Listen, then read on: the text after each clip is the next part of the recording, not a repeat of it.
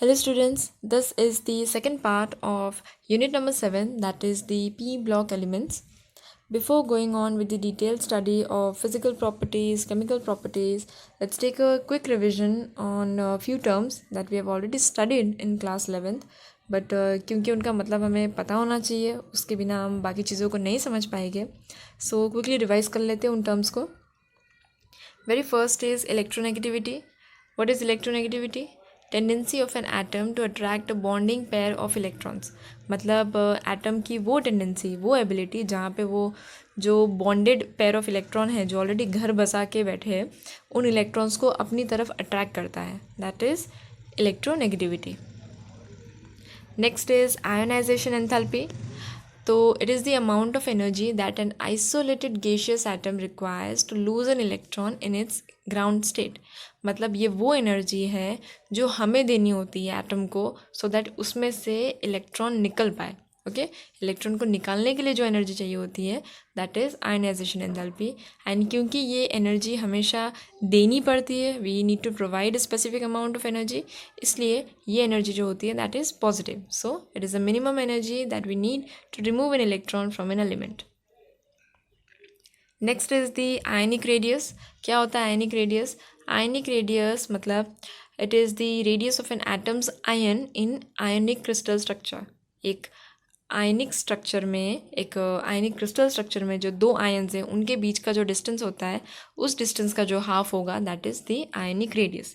And as we know, जो cations होते हैं they are smaller in size like you can see, और जो अनायंस होते हैं, ये वाले जो अनायंस होते हैं, those anions they are larger than their parent atom. Okay, तो अपने पेरेंट एटम के कंपैरिजन में cations are smaller and anions are larger.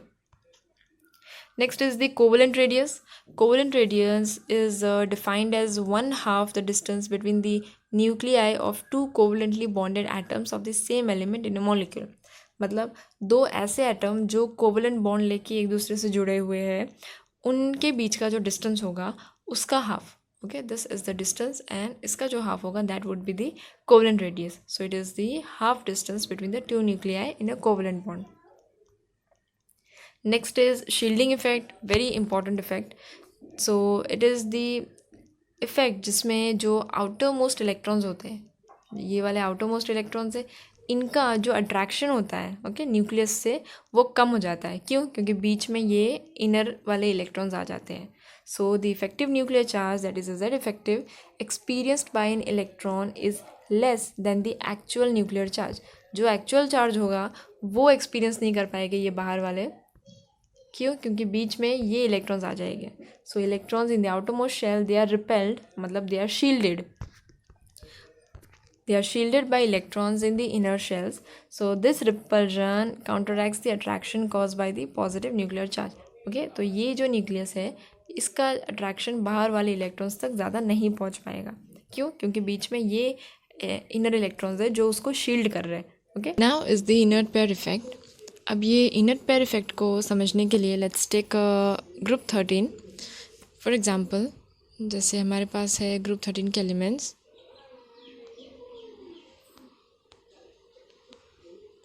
Okay, these are the elements of group 13.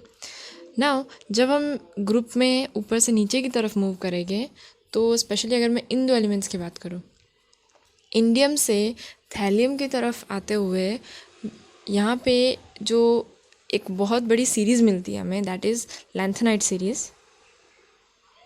Okay, lanthanide series मतलब ये कौन से एलिमेंट्स है? They R F block elements. F block क्यों? बिकॉज इन एलिमेंट्स के जो बैलेंस इलेक्ट्रॉन्स हैं वो कहाँ एंटर करते हैं? एफ सबशेल में.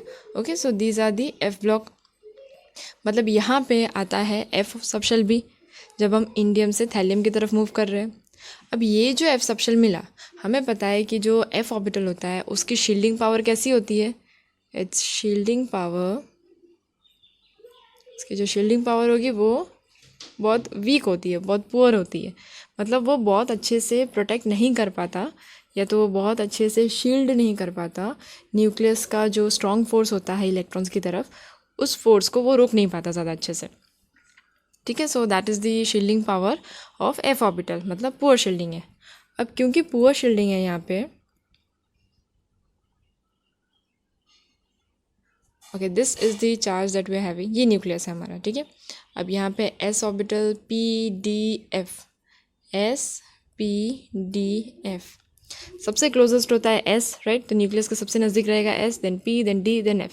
अब इस f के बाहर जो होंगे हमारे valence electron, that is ns2np1, क्योंकि हमने ग्रुप 13 का एग्जाम्पल लिया है तो इट वुड बी ns2np1। अब ये f सबशेल यहाँ पे क्या करेगा, इसकी शील्डिंग पुअर है, मतलब ये बेचारा इस न्यूक्लियस का जो अट्रैक्शन होगा s इलेक्ट्रॉन्स की तरफ उसको ज़्यादा अच्छे से रोक नहीं पाएगा। मतलब न्यूक्लियस जो है वो अच्छे से s के जो इलेक्ट्रॉन्स हैं उनके ऊपर अपना अट्रैक्शन दे देगा, अच्छे से उनको पकड़ के रखेगा, कहीं जाने नहीं देगा। क्यों ऐसा हो रहा है? बिकॉज बीच में जो f ऑर्बिटल आया उसकी शील्डिंग पुअर है, वो बेचारा प्रोटेक्ट नहीं कर पा रहा है इलेक्ट्रॉन्स को न्यूक्लियस के फोर्स से, ठीक है। तो न्यूक्लियस ने तो इसको पकड़ लिया, अब ये बेचारा तो कहीं जा नहीं पाएगा, कहीं पार्टिसिपेशन नहीं कर पाएगा। तो जब बॉन्डिंग की बात आएगी, जब रिएक्शन में बॉन्डिंग की बात आती है, वहाँ पे इलेक्ट्रॉन्स को पार्टिसिपेट करने के लिए ये जो न्यूक्लियस है, अगर जो इसके कंट्रोल में है जो इलेक्ट्रॉन, वो तो बाहर निकल नहीं पाएंगे, तो जो निकल पाएगा दैट इज़ p। p के कितने इलेक्ट्रॉन है? एक। मतलब पहले जब ये f वाला केस नहीं था, यहाँ पे जब ये पुअर शील्डिंग का केस नहीं था, तब यहाँ पे जो इलेक्ट्रॉन्स पार्टिसिपेट कर रहे होंगे बॉन्डिंग में वो 3 इलेक्ट्रॉन्स हो गए, 2 s के और 1 p के। लेकिन अब जब f ऑर्बिटल आ गया जिसकी शील्डिंग पुअर है, तो ये अच्छे से बचा नहीं पा रहा है s के इलेक्ट्रॉन्स को। किससे नहीं बचा पा रहा? न्यूक्लियस के स्ट्रॉन्ग फोर्स ऑफ अट्रैक्शन से, ठीक है। तो अब न्यूक्लियस ने इसे पकड़ के रखा है s के इलेक्ट्रॉन्स को, मतलब ये बेचारा तो कहीं पार्टिसिपेट कर नहीं पाएगा, कहीं बॉन्डिंग में जा नहीं पाएगा। तो अब यहाँ पे कितने इलेक्ट्रॉन पार्टिसिपेट करेंगे? Only 1, okay. जहाँ पहले 3 इलेक्ट्रॉन पार्टिसिपेट कर रहे थे, वहाँ अब जब ये सब हो रहा है तो खाली एक ही इलेक्ट्रॉन बॉन्डिंग में पार्टिसिपेट करेगा। तो ये जो आ रहा है that is a decrease in oxidation state, right. पहले केस था +3 ऑक्सीडेशन स्टेट का, जहाँ पे 3 इलेक्ट्रॉन्स पार्टिसिपेट कर रहे होंगे। अब ये सब कुछ हो गया, इसकी वजह से क्या हो रहा है, खाली एक ही इलेक्ट्रॉन पार्टिसिपेट कर पा रहा है, मतलब ऑक्सीडेशन स्टेट +3 से +1 पे आ गया। तो डिक्रीज हुआ कि नहीं हुआ oxidation state? So this whole phenomena, this is known as the inert pair effect.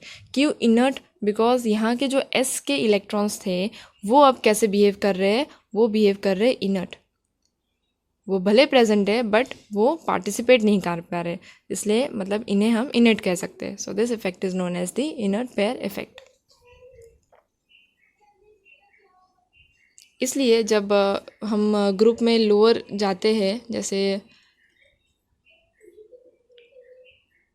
अगर मैं थैलियम की, इस केस में थैलियम की बात करूँ, तो इस एलिमेंट के लिए +3 से ज़्यादा स्टेबल ऑक्सीडेशन स्टेट क्या होगा? +1 होगा। क्यों ऐसा? Because of the inert pair effect. Next is the electronic configuration.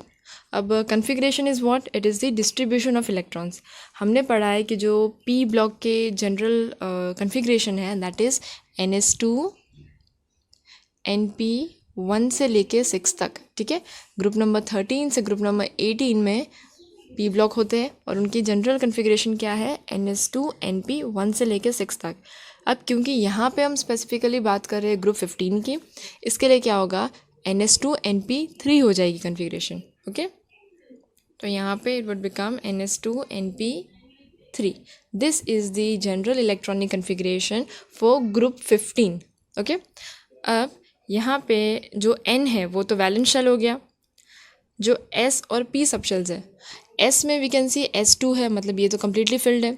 अब np3 जो है, p3 मतलब जो p सबशेल है उसमें 1, 2 और 3 इलेक्ट्रॉन्स, ठीक है। अब ये 3 इलेक्ट्रॉन इस सबशेल में क्या इंडिकेट कर रहे हैं कि ये हाफ फिल्ड है। हमें पता है कि हम p सबशेल में मैक्सिमम 6 इलेक्ट्रॉन्स रख सकते हैं, लेकिन यहाँ पे तो 3 है, दैट इज़ एग्जैक्टली हाफ। तो एज वी हैव स्टडीड कि जो कम्प्लीटली फिल्ड होते हैं और जो हाफ फिल्ड होते हैं वो सिनारियोज ज़्यादा स्टेबल होते हैं, मतलब ऐसे कन्फिग्रेशन जो कि कम्प्लीटली फिल्ड है या तो हाफ फिल्ड है वो ज़्यादा स्टेबल हो गए। सो इस कन्फिग्रेशन की वजह से क्या होता है, यहाँ पे एक्स्ट्रा स्टेबिलिटी मिलती है। ऐसा क्यों हो रहा है? Because of the half filled stable configuration. Next is the atomic and ionic radii. अब हमें पता है कि जब हम ग्रुप में नीचे की तरफ जाते हैं तो क्या होता है? एटम का साइज़ बढ़ता है कि नहीं? अब साइज़ बढ़ रहा है तो ऑब्वियस बात है कि रेडियस भी बढ़ेगा।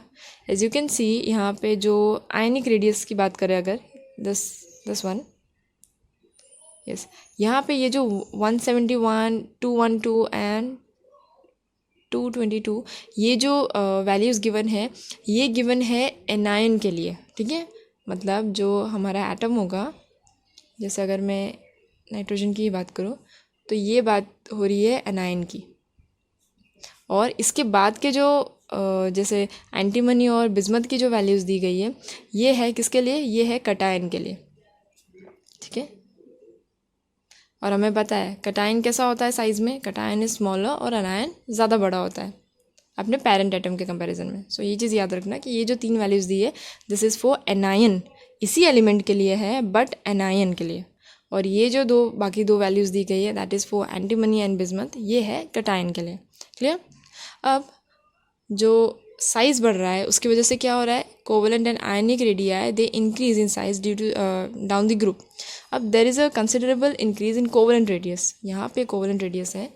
जब हम नाइट्रोजन से फॉस्फोरस से आर्सेनिक की तरफ मूव ऑन करते हैं तो क्या होता है, देर is a considerable increase, right. अब जब आर्सेनिक से बिस्मथ की तरफ जाते हैं तो बहुत ही स्मॉल इंक्रीज है। ये क्यों हो रहा है, बिकॉज यहाँ पे डी और एफ ऑर्बिटल्स भी आ जाते हैं, इसकी वजह से। Next is the ionization enthalpy. We know group में हम जब टॉप टू बॉटम जाएंगे तो साइज़ बढ़ रहा है।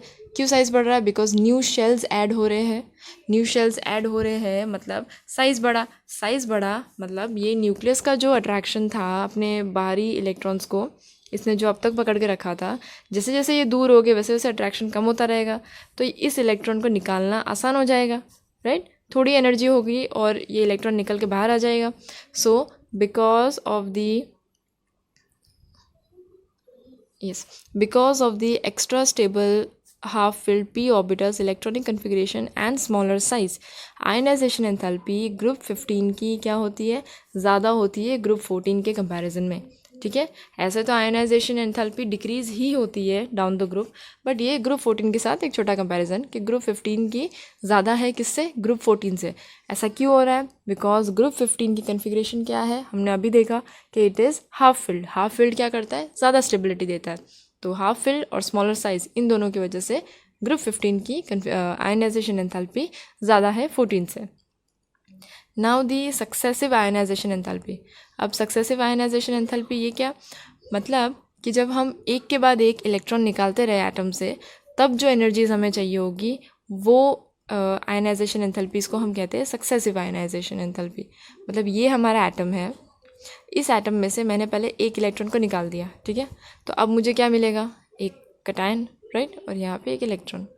अब इसी कटायन से मैं एक और इलेक्ट्रॉन निकालूंगी तो मुझे क्या मिलेगा, 2+, राइट। इसी 2+ में से मैं वापस एक इलेक्ट्रॉन निकालूँ तो मुझे मिलेगा 3+ कटायन, राइट। तो ये जो एक के बाद एक हम इलेक्ट्रॉन निकालते हैं, that is known as the successive ionization enthalpy.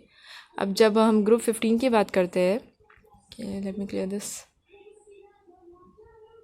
Yup, जब हम ग्रुप 15 के एलिमेंट्स की बात करते हैं, यहाँ पे जो नाइट्रोजन की वैल्यूज़ देखते हैं, द वेरी फर्स्ट इज़ 1402, ठीक है, हाई वैल्यू है, बाकी एलिमेंट्स के कंपैरिजन में तो ज़्यादा ही होगी क्योंकि हाफ फिल स्टेबिलिटी भी है, उसके बाद साइज़ भी छोटा है, okay.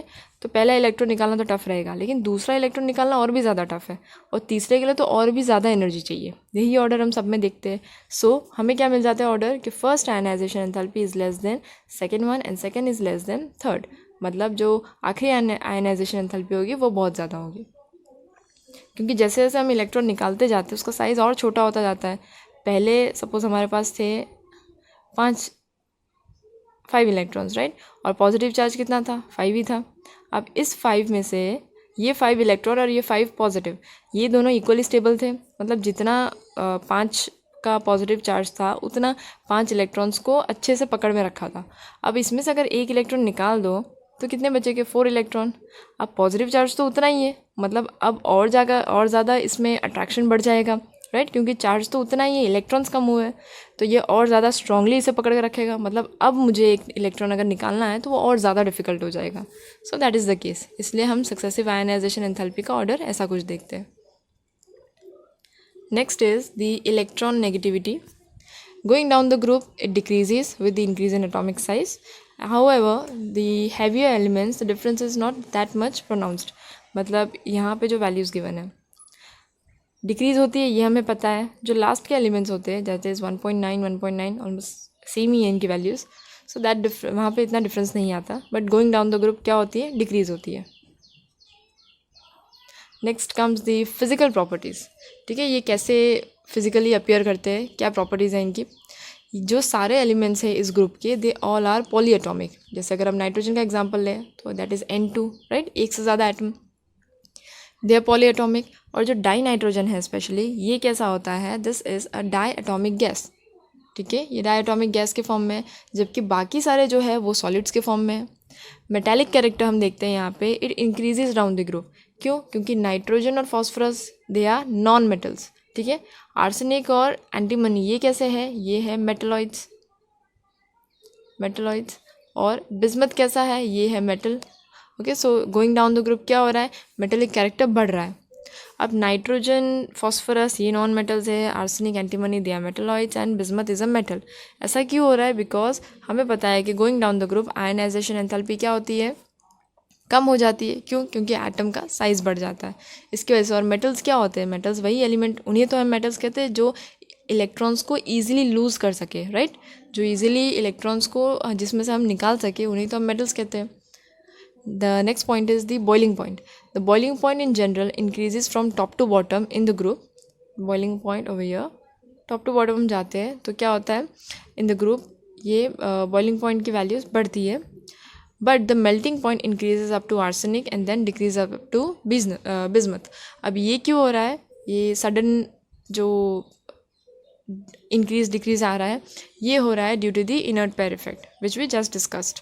Now except nitrogen all the elements they show allotropy.